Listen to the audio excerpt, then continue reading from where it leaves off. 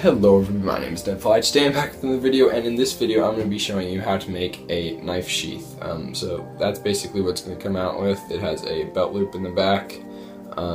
Yeah, it's quite nice. It's got a button to hold the knife in, if I can get this open. Yeah. So that's what I'm going to be making in this video, and I'm just going to get straight on with the first step.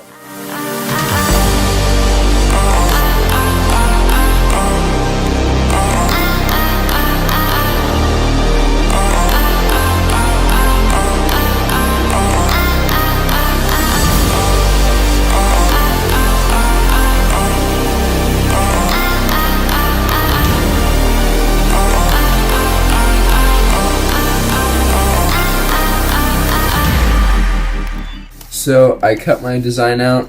It has this, it's like a button because the knife, if you put it in, it wouldn't stay in if you didn't have some sort of clip to hold it in.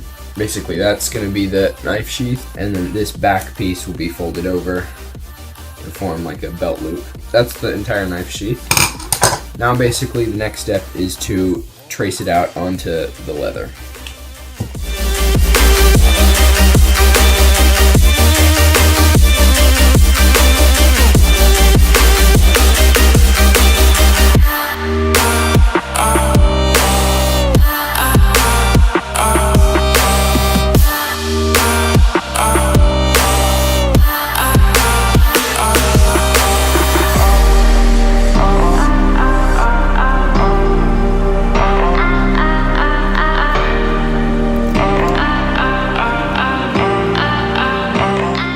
Traced out my design onto the leather by kind of scratching into it with a pencil. It didn't really draw on it, it just scratched it, which in my opinion is better because it'll stay there, it won't rub off. But now I'm just going to take a sharp pair of scissors and cut it out.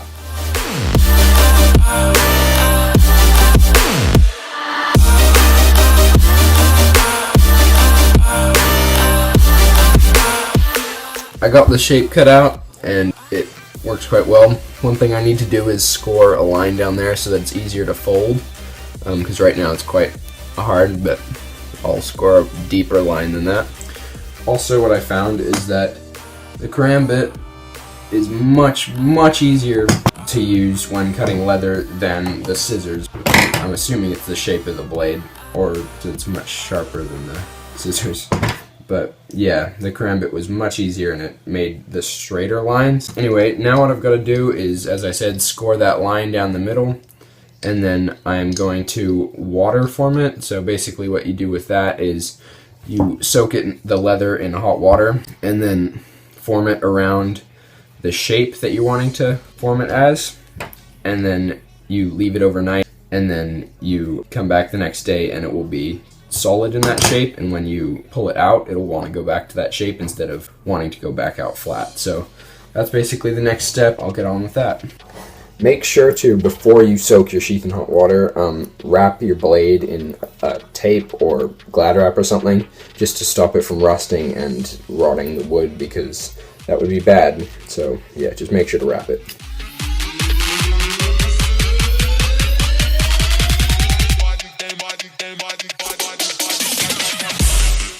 The next day, and something I didn't show yesterday, is after I soaked the leather in hot water, I clamped this in the vise between two pieces of foam, so it molded to this.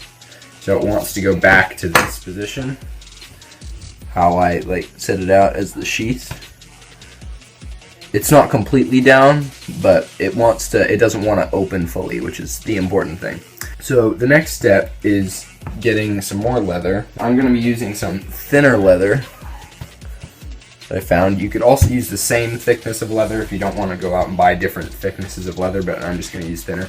And you have to make a piece that goes in between the two flaps that will be sewn together. You have to make this piece so that the knife can't just cut through the thread that will be holding it. Basically what I have to do, and then I take this and I draw in it basically the shape that the blade makes in there, and I make a paper template, and then I'll just cut it out of this leather, and then I'll sew it all together. So I'll see you when I've done that.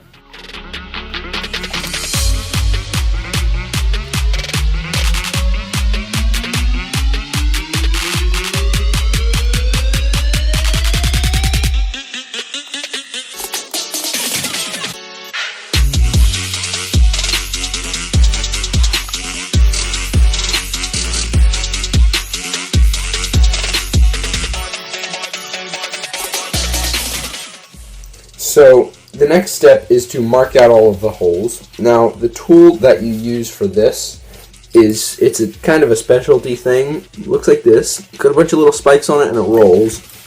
Now obviously not many people are going to have this thing, but if you do, basically you just roll it along, you push down kind of hard, and it marks out all the holes. See? So that they're evenly placed along and it looks better. If you don't have one of those, not a problem. I'm pretty sure every single household has at least one fork. So you use your fork, you just stick it in, and you push down quite hard.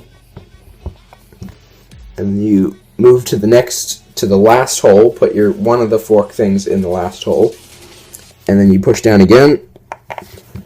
And you continue that until you've gone all the way around your pattern, and as you can see, there are the fork holes.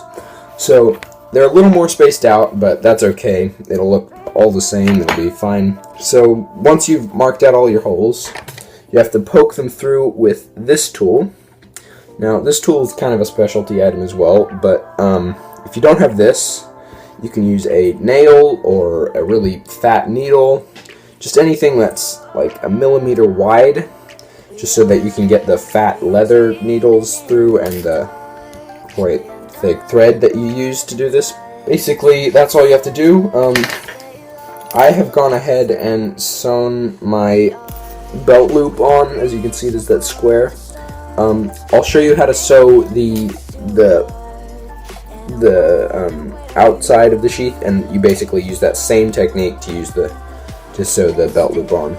Make sure you sew the belt loop on before you sew everything else together, otherwise you won't be able to get actually inside the sheath to sew everything together. So I'm just going to start with sewing now. I've basically just put this middle piece of leather that you saw me make in the last clip.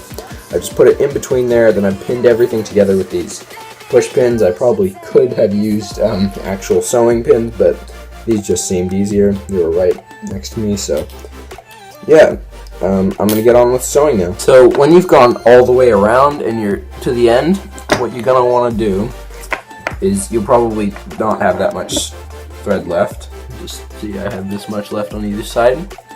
You're going to want to go, so once you've finished, you go back stitches. So you'll go through the last hole with both of them, cross over, and then you'll go back through the other hole, kind of making like a figure 8 shape, and then you just go back and forth like, I don't know, 2 or 3 times, and then you cut it off and it shouldn't slip through. So yeah, I'll just do that.